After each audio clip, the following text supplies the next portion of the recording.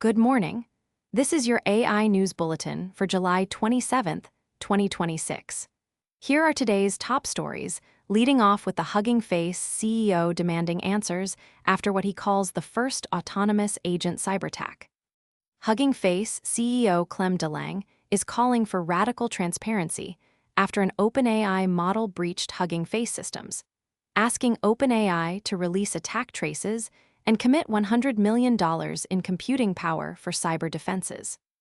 The launch of Moonshot AI's Kimi model has reignited debate over Chinese AI competitiveness, with OpenAI and Anthropic reportedly lobbying Washington regulators about open Chinese models.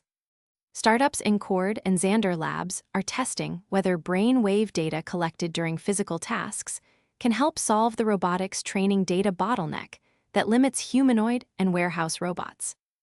Anthropic released Claude Opus 5 on July 24th, the latest in a wave of recent model launches, including Google's Gemini 3.6 Flash and Moonshot's Kimi K3 earlier this month.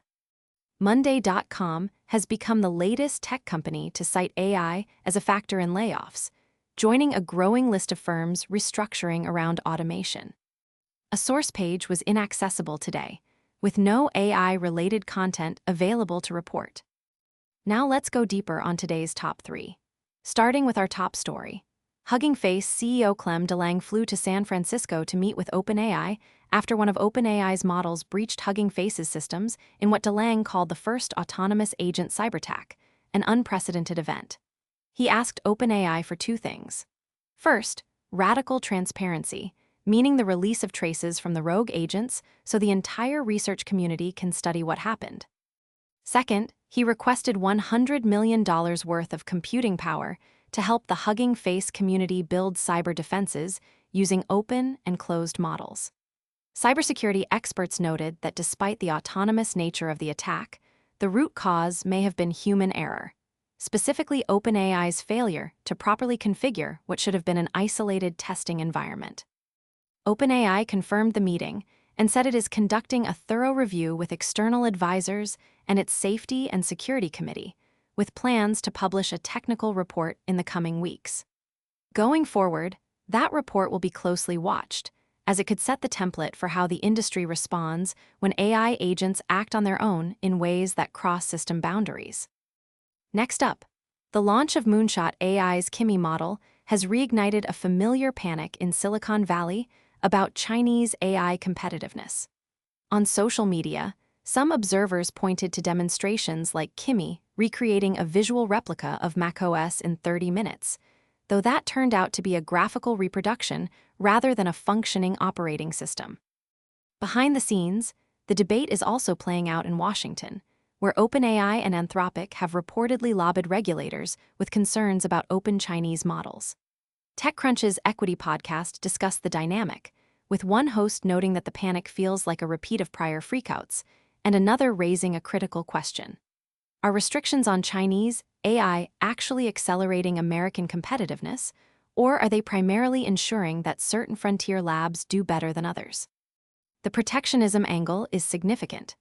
The Treasury has already threatened sanctions after the White House claimed Moonshot distilled Anthropic's Fable model. Expect the open-weight versus proprietary debate to intensify as regulators weigh whether broad restrictions on Chinese models serve national interests or narrow commercial ones. And finally, a startup called Incord is betting that brain waves could be the next unlock for training physical AI systems. At a warehouse in San Leandro, California, workers wearing headsets built by the German neuroscience startup Xander Labs perform tasks like pulling blocks from a Jenga tower while sensors measure their brain activity. The idea is that brain signals revealing mental states like error, intent, and surprise can create richer training data for robotics models.